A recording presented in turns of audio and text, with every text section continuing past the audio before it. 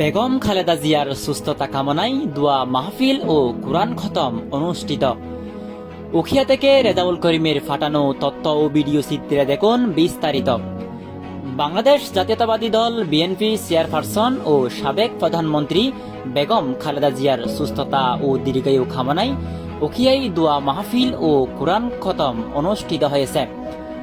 বৃহস্পতিবার বিকেলে যুবদল নেতা নাসির উদ্দিন ও ছাত্রদল নেতা ইকবালের নেতৃত্বে এ দোয়া মাহফিলের আয়োজন করা হয়। স্থানীয় নেতাকর্মী ও সাধারণ মানুষ সহ বিভিন্ন শ্রেণী পেশার ব্যক্তিদের উপস্থিতিতে মাহফিলটি এক অনাবিল আধ্যাত্মিক পরিবেশ সৃষ্টি করে। দোয়া মাহফিলে বেগম খালেদা জিয়ার দ্রুত সুস্থতা ও দেশ জাতির কল্যাণ, মুসলিম উম্মার শান্তি এবং দেশের সার্বিক উন্নতি কামনা করে বিশেষ মোনাজাত করা হয়। আয়োজকদের পক্ষ থেকে বলা হয়, বেগম জিয়ার সুস্থতা আমাদের সবার প্রত্যাশা। আমরা তার দ্রুত আরোগ্য ও স্বাভাবিক জীবনে ফিরে আসার জন্য নিয়মিত দোয়া অব্যাহত রাখব।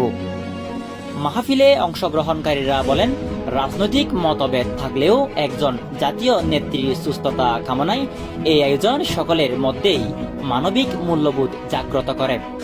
দোয়া শেষে উপস্থিতদের মধ্যে তবারক বিতরণ করা হয়। Tax report, Ukhia.